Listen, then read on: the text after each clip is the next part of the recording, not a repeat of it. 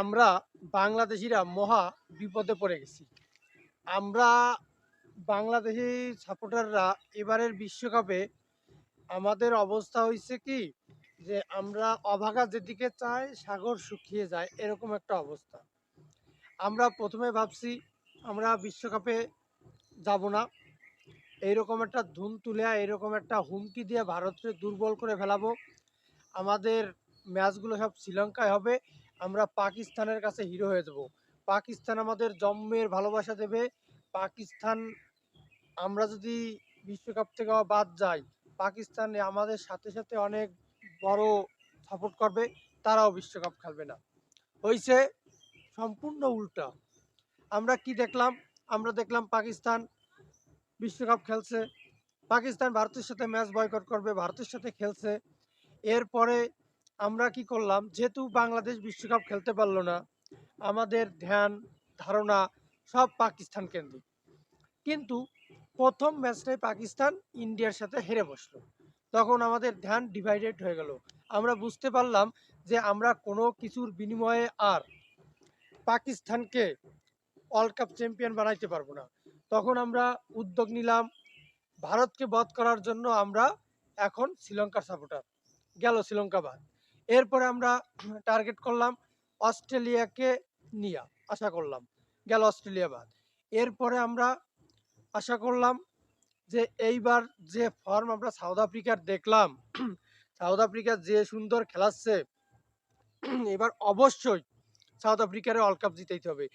মূল টার্গেট হচ্ছে ভারতকে আমাদের সাউথ আফ্রিকার যে ঠকাইতে হবে। গেল ভাই, সাউথ আফ্রিকাও মায়ের ভোগে। আমরা গতকালকের ম্যাচে ধ্যান ধারণা আশা ভরসা জীবনের মানে সব কিছু দিয়া আমরা ঝাঁপায় পড়লাম তার উপর, ইংল্যান্ডের উপর। যে কোনো মূল্যে আমাদের ইংল্যান্ডকে জিতাইতে হবে। ইংল্যান্ড আমাদের অঘোষিত বাপ। কোনো কায়দায় কাজ হবে না। ভারতরে ভাই ফাইনালে নেওয়াই যাবে না। ভারতকে ফাইনালে হারাইতে হবে। তাতে যা কিছু মানে সেমিতে কি হলো, ভারত খুবই ভালো খেললো, ইংল্যান্ড হেরে গেল, ইংল্যান্ডেরও বিদায় হয়ে গেল। এখন একটা ম্যাচই আছে ভাই, সেটা হচ্ছে নিউজিল্যান্ড। এখন আমরা মানে কি বলবো, আমাদের ধ্যান ধারণা জ্ঞান সজ্ঞানে আমাদের অলিখিত আব্বা আম্মা চাচা খালা নানা নানি দাদি সব এখন নিউজিল্যান্ড। যে কোনো মূল্যে নিউজিল্যান্ডকে আমাদের জিতাইতেই হবে। এইটা হচ্ছে আমাদের বাংলাদেশের বর্তমান ইচ্ছা শক্তি। আমরা এখন জান প্রাণ দিয়ে আমরা এখন কলা গাছের মিসাইল নিয়ে ঝাঁপাই পড়বো ভারতকে ফাইনালে হারানোর জন্য এবং নিউজিল্যান্ডকে চ্যাম্পিয়ন করার জন্য।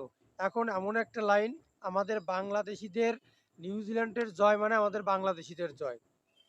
সব মিলাইয়া আমরা বাংলাদেশিরা এবার মানে আমাদের চিন্তাধারা এখন এমন একটা পজিশনে গেছে যে আমার ঘরে ভাত থাকুক না থাকুক, আমি ভাত খাই বা না খাই, ইন্ডিয়ারে কোনো কাদায় ভাত খাইতে দেওয়া যাবে না। আমাদের অবস্থা এমন হয়েছে যে আমরা বিশ্বকাপ খেলি না খেলি, ইন্ডিয়ারে কোনো কায়দায় চ্যাম্পিয়ন বানানো যাবে না। আমরা আমাদের ক্রিকেট ধ্বংস করছি। আমরা এখন যে দলের সাপোর্ট করি সেই দল ধ্বংস হয়ে যায়। আমরা ওই যে মানে এমন একটা অবস্থা হয়েছে, পাকিস্তানের মানুষ এখন ইন্ডিয়ার খেলা দেখে কেন জানেন? যদি বাই চান্স ইন্ডিয়াকে একটু হারানো যায়।